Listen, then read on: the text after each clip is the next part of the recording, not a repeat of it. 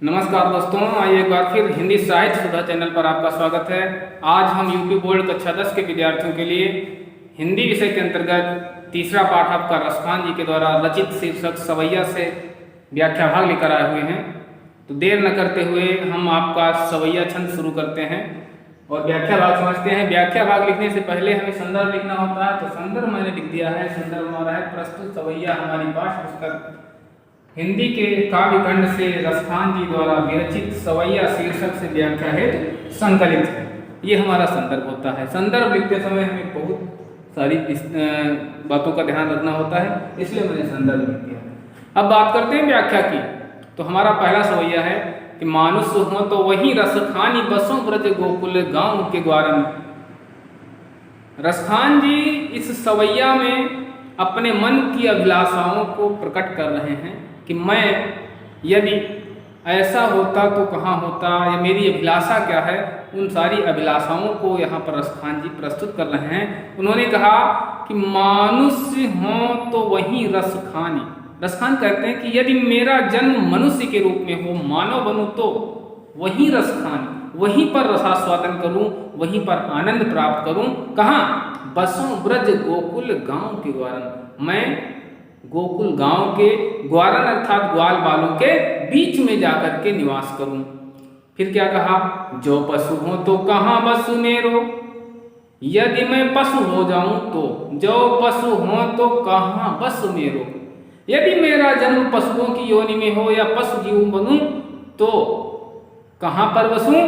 क्या कहा? चरो नित नंद की धेनु माझारन।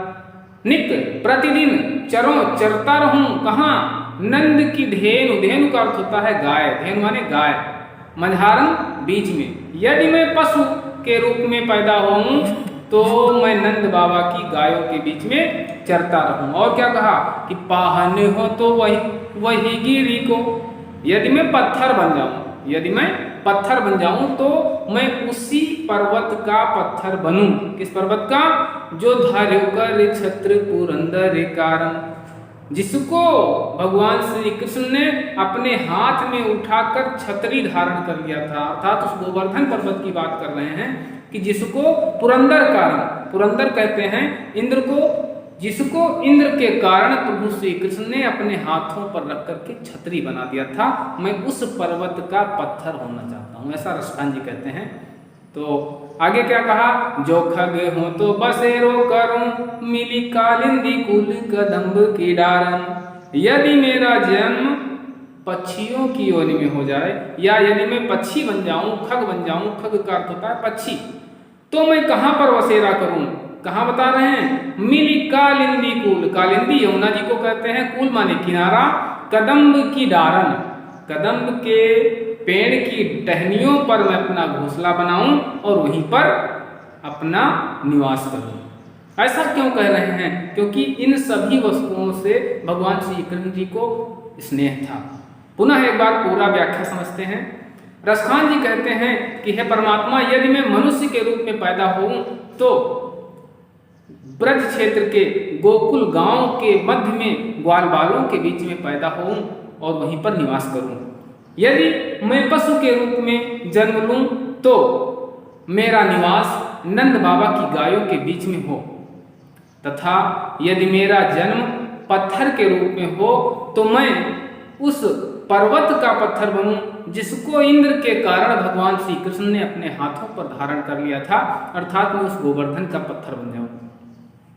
यदि मैं पक्षी बनूं तो यमुना के किनारे स्थित कदम्ब की टहनियों पर अपना घोंसला बनाऊं, जहां पर भगवान श्री कृष्ण जी बैठकर बांसुरी बजाया करते थे। तो आइए बात करते हैं काव्यगत सौंदर्य की। तो काव्यगत सौंदर्य हम यहाँ लिखे देते हैं। व्याख्या भाग आप समझ लिए हैं, इसको आप लोग लिख सकते हैं। तो काव्यगत सौंदर्य की बात करते हैं।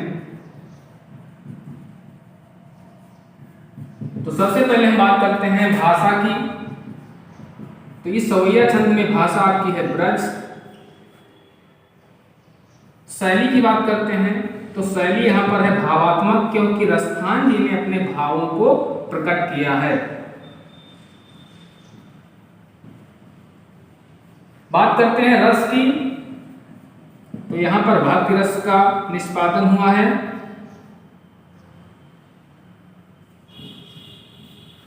छंद की बात करते हैं तो छंद आपका है सवैया छंद। अलंकार की बात करते हैं तो अलंकार आपका है अनुप्रास। और अगर बात करते हैं गुण की, इस छंद में गुण कौन सा है, तो आपका माधुर्य गुण विद्यमान है यहाँ पर। अब चलते हैं दूसरे छंद की ओर। दूसरा छंद है हमारा, रसखान जी कहते हैं कि एक गोपिका अपनी सखी से कहती है, क्या कहती है कि आजू गई होती भोर ही हो रस खान रही वही नंद के भो नहीं, वाको जियो जुग लाख करोड़ जसोमती को सुख जाते कहो नहीं। और तेल लगाई लगाई के अंजन भौहों बनाई बनाई डिठो नहीं, और डारी हमेला निहार निहारत वारत ज्यों पुचकारत छो नहीं। तो यहाँ पर एक गोपिका अपनी सखी से कहती है कि हे सखी, आज प्रातः काल आज गई हुती भोर ही हम। भोर का अर्थ होता है प्रातः काल। अब हम दूसरे पद को पढ़ रहे हैं, दूसरे सवैया को पढ़ रहे हैं। सखी कहती है गई हुती, गई थी, कहाँ गई थी, भोर ही हो प्रातः काल के समय में, रसखान रही वही नंद के भवन।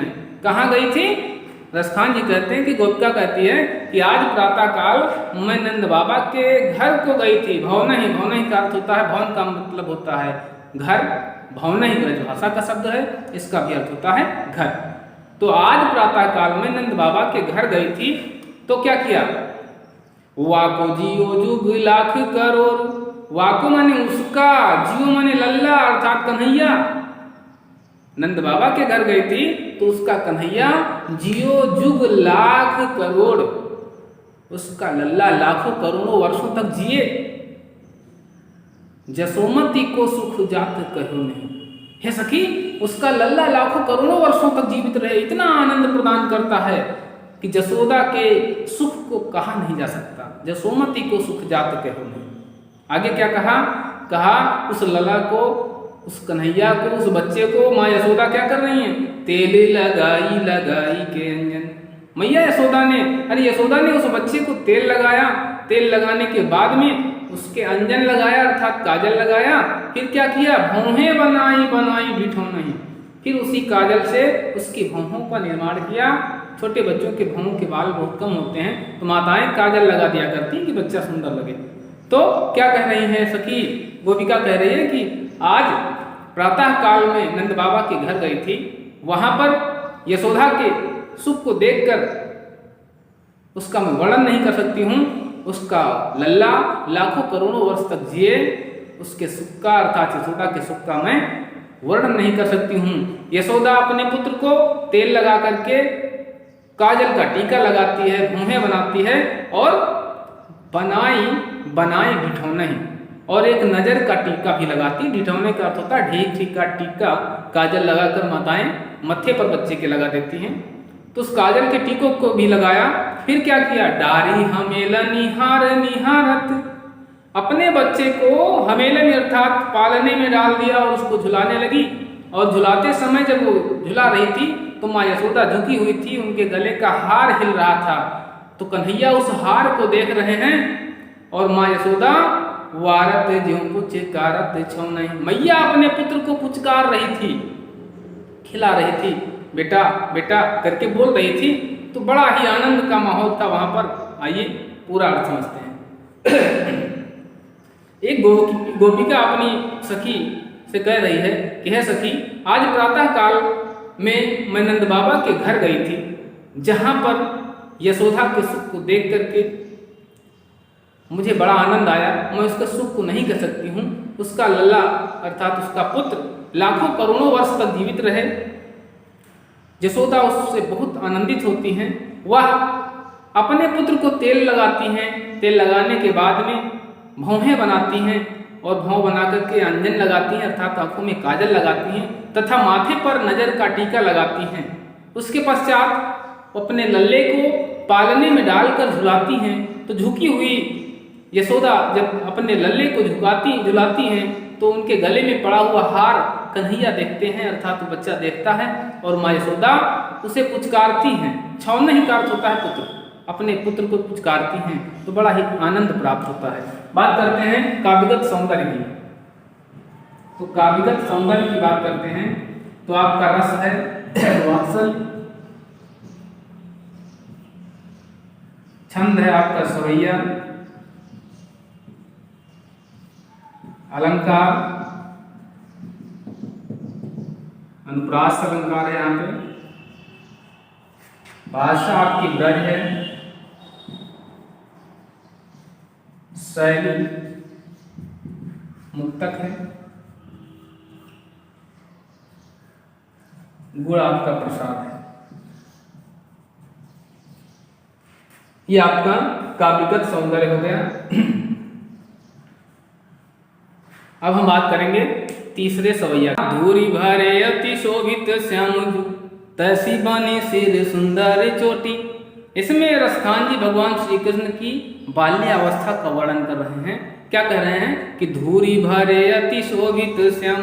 श्याम जो अर्थात श्याम जी जब मिट्टी खेल रहे हैं, मिट्टी से जब खेल रहे हैं लगातार तो बहुत ही सुंदर लग रहे हैं। तैसी बनी सिर सुंदर चोटी, उसी प्रकार उसी मिट्टी के और शरीर के जैसी उनके सिर की सुंदर चोटी सुशोभित हो रही है। और क्या कह रहे हैं कि खेलत खात फिर अंगना। अंगना अर्थात नंद बाबा के आंगन में मिट्टी खेल रहे हैं, मिट्टी को खा रहे हैं, खेल रहे हैं और इधर उधर फिर रहे हैं। खेलत खात फिर अंगना पग पैजनी बाजती पीरी कछोटी। और जब इधर उधर चलते हैं तो उनके पैरों की जो पैजनी है वो बहुत ही पीरी कछोटी, बहुत ही सुरीली ध्वनि उत्पन्न करती है, बहुत ही हृदय को स्पर्श करने वाली ध्वनि उत्पन्न करती है। रसखान जी कहते हैं कि वा छवि को रस खान बिलोकत वारत काम कला निधि कोटि।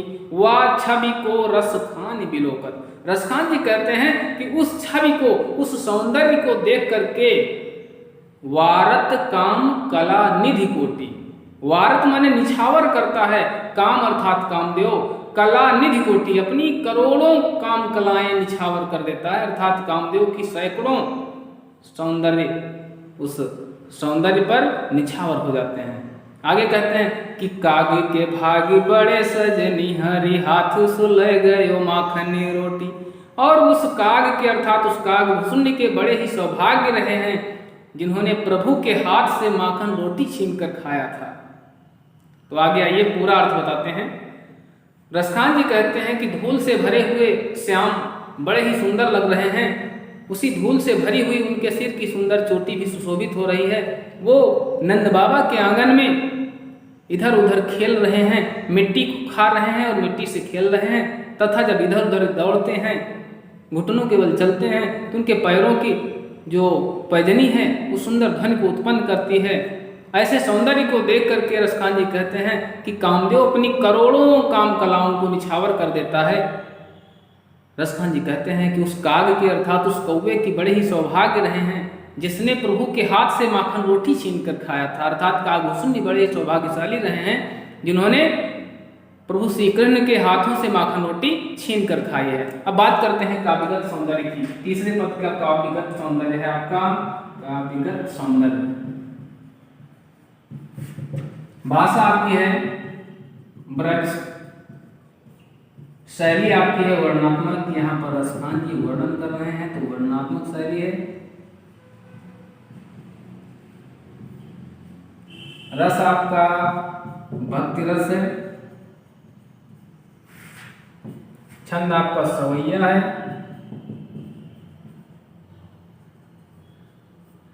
अलंकार अनुप्रास, गुण आपका माधुर्य। व्याख्या भाग मैंने आपको बता दिया है। अब हम बात करते हैं चौथे पद की ओर चलते हैं। और चौथा पद है हमारा कि जा बिन ते वाह नंद का छोरा या बन धेनु चराई गयो है। और मोहनी तानन गोधन गावत वेणु बजाई रिझाई गयो है। वादिन सुख छुटो ना सक रस खान ही में समाई गयो है।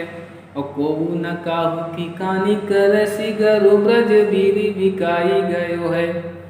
यहाँ पर गोपिकाएं जो श्री कृष्ण की वंशी की ध्वनि को सुनती हैं और सुन करके उनके सुंदर रूप पर मोहित हो जाती हैं, वे गोपिकाएं कहती हैं कि हे सखी, कि जिस दिन से जा दिनते वह नंद का छोरा, छोरा का अर्थ होता है छोरा अर्थात पुत्र, जिस दिन से वो नंद बाबा का पुत्र अर्थात कन्हैया इस वन में आकर के गायों को चराया था और मोहनी तानन गोधन गावत, गायों के साथ साथ सुंदर गीतों को गा रहा था तथा हम लोगों को जो बांसुरी बजाकर मोहित कर गया है, वह उस दिन से, जिस दिन से वह नंद बाबा का छोरा इस वन में आया, उसने गायों के साथ साथ, गायों के चराने के साथ साथ बांसुरी बजाई, गीत गाए और ग्वाल बालों के साथ सुंदर सुंदर कार्य किए, नृत्य किए। तो उस दिन से बड़ी ही मोहनी मूर्ति से जब गाकर चला गया इस वन से, उस दिन से वा दिन सो का छूटो ना सो कहे, टोना सो अर्थात जादू, उस दिन से ऐसा लगता है जैसे उसने कोई जादू कर दिया है, उसने टोना कर दिया है हम पर। रस खान ही में समाई गयो है, रसखान जी कहते हैं कि गोपिकाएं कहती वह हमारे हृदय में समा गया है, उस दिन से हम पर उसने जादू कर दिया है और वह हमारे हृदय में समा गया है, हमारे हृदय में बस गया है। समाये गयो है अर्थात बस गया है। तो वह दिन आगे कहती है को न काहू की कहानी करे, कहानी का अर्थ होता है खबर लेना, कोई किसी की खबर नहीं ले रहा है, कोई किसी की बात को सुन नहीं रहा है। और सिगरो ब्रज वीर बिकाई गयो है, मुझे लग रहा है कि ब्रज के सारी गोपिकाएं उसी वीर के हाथों बिक गई हैं। अब कोई गोपिका किसी गोपिका के विषय में कुछ नहीं पूछती है, सब एक दूसरे से उसी कन्हैया के विषय में पूछते हैं। तो ऐसा लगता है कि उसी ब्रज के वीर अर्थात उसी कन्हैया के हाथों सभी गोपिकाएं बिक गई हैं। आइए पूरा अर्थ समझते हैं। गोपिकाएं कहती हैं कि जिस दिन से नंद बाबा के पुत्र श्याम इस वन में आकर के गायों को चराए हैं तथा ग्वाल बालों के साथ मिलकर के सुंदर सुरीली ध्वनि में गीतों को गाया है, उस दिन से, जिस दिन से उन्होंने हमको बांसुरी सुनाई है, बांसुरी बजा करके हम लोगों को प्रसन्न कर दिया है, उस दिन से हमें लग रहा है कि हम पर उन्होंने जादू सा कर दिया है, वो हमारे हृदय में बस गए हैं। अब कोई भी गोपिका किसी भी गोपिका की कोई खबर नहीं लेती है, किसी भी गोपिका को कोई सुध बुध नहीं रहती है, ऐसा लगता है सभी उस ब्रज के वीर अर्थात श्याम के हाथों बिक गई हैं। बात करते हैं काव्यगत सौंदर्य की। काव्यगत सौंदर्य, भाषा आपकी ब्रज, शैली वर्णनात्मक,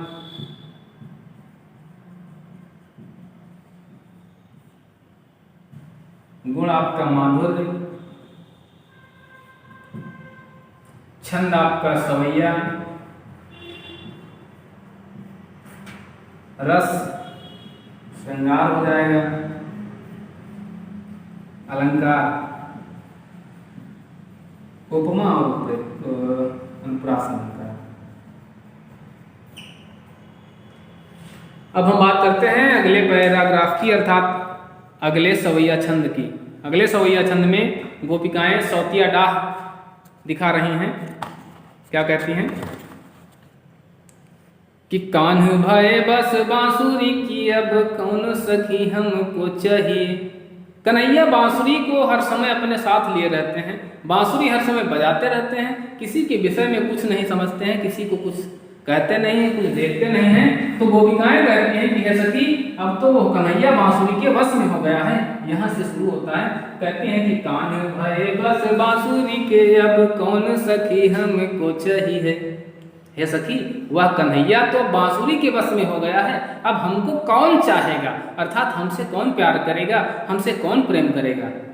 निस दिवस रहे संग साथ लगी, निसी दिवस, निस का अर्थ होता है रात, दिवस का अर्थ होता है दिन, निसी दिवस रात दिन वह है बांसुरी कन्हैया के साथ साथ लगी रहती है।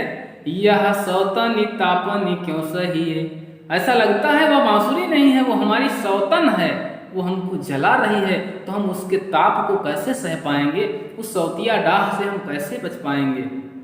आगे कहती है कि जिन्ने मोही लियो मन मोहन को रस खान सदा हमको दहिए। दही है अर्थात दहकाती रहेगी, जलाती रहेगी। गोपिकाएं कहती हैं कि जिसने मनमोहन को अर्थात श्याम को अपने वश में कर लिया है वह हमें हमेशा जलाती रहेगी, पीड़ा पहुंचाती रहेगी। इसलिए हे सखियों मिले आओ सब सखी भागी चलें। गोपिका कहती है कि आओ सखियों सभी मिल करके इस ब्रज से हम भाग चलते हैं, कहीं अन्यत्र चलते हैं। अब तो ब्रज में बांसुरी रही है, अब तो इस ब्रज मंडल में बांसुरी रहेगी, कोई गोपिका नहीं रह पाएगी। तो पूरा अर्थ समझते हैं। गोपिका कहती है हे सखी ये कन्हैया तो बांसुरी के वश में हो गया है, अब हमें कौन चाहेगा, हमसे कौन प्रेम करेगा। यह बांसुरी तो कन्हैया के साथ दिन रात लगी रहती है, यह सौतन हो गई है, हमको हमेशा जलाती रहती है, तो हम इसके ताप को क्यों सहें। इसने तो हमारे मनमोहन को मोहित कर लिया है, हमारे श्याम को मोहित कर लिया है, यह अब हमको हमेशा जलाती रहेगी, दहकाती रहेगी। इसलिए आओ सखियों सभी मिल करके भाग चलते हैं। अब ये ब्रज में केवल बांसुरी ही निवास करेगी, केवल बांसुरी ही रहेगी। तो आइए इस पद का काव्यगत सौंदर्य समझते हैं।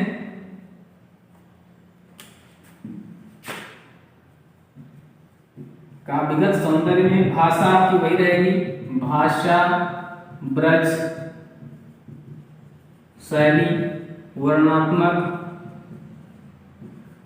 यहां पर एक और बात है, मुख्य बात क्या है, मुख्य बात यह है कि यहाँ पर सौतिया डाह का वर्णन किया गया है। सौतिया डाह यानी सौतन का दुख वर्णित है। शैली वर्णात्मक है, गुण प्रसाद है, रस श्रृंगार है, छंद सवैया है,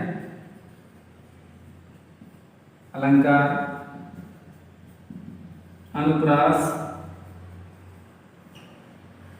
अब बात करते हैं अंतिम सवैया छंद की, यानी छठा सवैया छंद है आपका। यहाँ पर गोपिकाएं कहती हैं मोर पखा सिर ऊपर राखी हूँ, गुंज की माले गले पहिरूंगी। हे सखियों आओ हम सब मिल करके श्री कृष्ण का नाटक करते हैं, हम श्री कृष्ण बनकर देखते हैं। तो एक सखी कहती है कि मैं मोर पखा सिर पर रख लूंगी, मोर पखा सिर ऊपर राखी हूं, मैं अपने सिर पर मोर का मुकुट धारण कर लूंगी, मोर पखा मोर के पंख से बना हुआ मुकुट धारण करूंगी और गले में गुंज की अर्थात वैजंती की माला पहनूंगी। ओढ़ी पीताम्बरी लैलकुटी, मैं शरीर पर पीला वस्त्र भी ओढ़ लूंगी और लकुटी भी ले लूंगी। लकुटी अर्थात छोटी लाठी। बने गोधन ग्वारन संग फेरूंगी, मैं पीले वस्त्र को भी धारण कर लूंगी, छोटी सी लाठी भी ले लूंगी और जंगल में अर्थात वन में गायों और ग्वाल बालों के साथ घूमती रहूंगी। और कहती हैं भावतो वो ही मेरो रस खान, भावतो भावता है मुझको अच्छा लगता है, वो ही वह मेरो रस खान, मेरे मन को वह कन्हैया अच्छा लगता है। सो तेरे कहे सब स्वांग करूंगी, तो ये सखी तेरे कहने से मैं कन्हैया का सारा स्वांग करूंगी, सारा का सारा अभिनय करूंगी, उसके जैसा बनने का कार्य करूंगी। लेकिन या मुरली मुरली धर की अधरान धरी अधरा न धरूंगी।